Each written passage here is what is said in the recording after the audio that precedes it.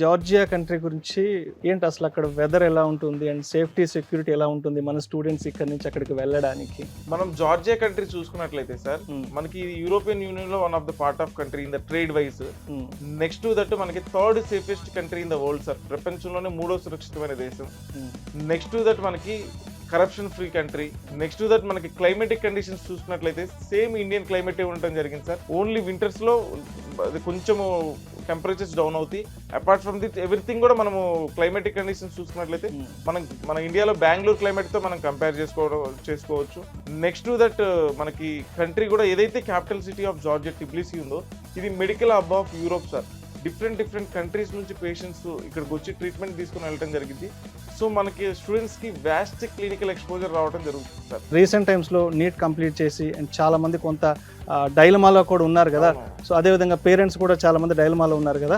So అటువంటి parents కి abroad వెళ్ళడానికి మనకున్న ద బెస్ట్ పాసిబిలిటీస్ గురించి చెప్పగలరు సార్? ఫస్ట్ మనం నీట్ ఎగ్జామ్ చూసుకుంటే ఎవ్రీ ఇయర్ మనకి year wise year number of appearing students పెరగడం జరిగింది.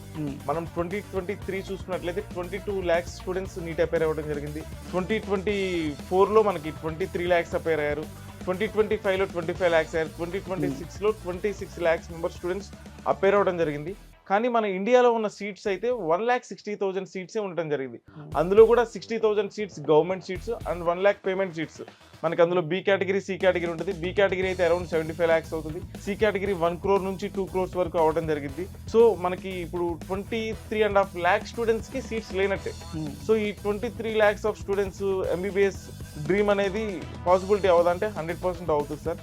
మనకి మినిమల్ బడ్జెట్ లో మనం అబ్రాడ్ లో ఎంబీబీఎస్ చేసుకోవడానికి పాసిబిలిటీ ఉంది సార్. మనకి స్టూడెంట్స్ కి ఏదైతే మీరు అడిగినట్టు అబ్రాడ్ లో వెళ్ళడానికి పాసిబిలిటీస్ అవన్నీ చూసుకున్నట్లయితే మా MSR education consultancy past 10 years నుంచి చేయడం జరిగింది సార్. మా కన్సల్టెన్సీ కంప్లీట్లీ డాక్టర్స్తో స్థాపించబడి డాక్టర్స్తో నడపబడుతున్న సంస్థ. సో మేమేంటంటే స్టూడెంట్స్ ఎవరైతే ఇండియాలో సీట్ రాలేదో నీట్ క్వాలిఫై అయిన స్టూడెంట్స్కి మనం అబ్రాడ్లో మంచి ఫెసిలిటీస్ కలిగిన యూనివర్సిటీస్ ప్రొవైడ్ చేయడం జరిగింది.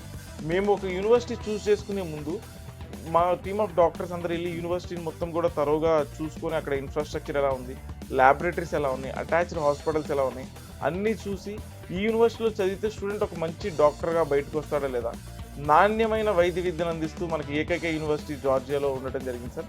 అది యూనివర్సిటీ ఆఫ్ జియోమెడి. మనము ఇంతకుముందు చెప్పినట్టు యూనివర్సిటీ ఆఫ్ జియోమెడి మనకి oldest university, highest FMG passing percentage ఉండడం జరిగింది. బెస్ట్ క్లినికల్ ఎక్స్పోజర్ అందించడానికి 350 బెడెడ్ అటాచ్డ్ హాస్పిటల్ ఉండడం జరిగింది. అపార్ట్ ఫ్రమ్ దిస్ మనకి సిటీలో 50+ హాస్పిటల్స్తో కొలాబరేట్ అవ్వడం వల్ల బెస్ట్ క్లినికల్ ఎక్స్పోజర్ అందించడం జరుగుతుంది. నెక్స్ట్ మనం ఫ్యాకల్టీ వైజ్ చూసుకున్నా కూడా అందరు ఫ్యాకల్టీ సూపర్ స్పెషాలిటీ ఫ్యాకల్టీ క్లినికల్స్లో టీచింగ్ చేయడం జరుగుతుంది సార్. అండ్ స్పెషలైజ్డ్ ఫ్యాకల్టీ వచ్చేసరికి మనకి ప్రీ క్లినికల్ సబ్జెక్ట్స్ టీచ్ చేయడం జరుగుతుంది. నెక్స్ట్ మనం బయోకెమిస్ట్రీ, అనాటమీ, ఫిజియాలజీ ఈ డిపార్ట్మెంట్స్ చూసుకుంటే ల్యాబొరేటరీస్ కూడా హైలీ ఎక్విప్డ్ ఉండటం జరిగింది. మోడర్నైజ్డ్ ఇన్ఫ్రాస్ట్రక్చర్ ఉండటం జరిగింది. సో ఈ యూనివర్సిటీలో చదివితే స్టూడెంట్ ఒక మంచి డాక్టర్గా బయటికి రావడం జరుగుతుంది.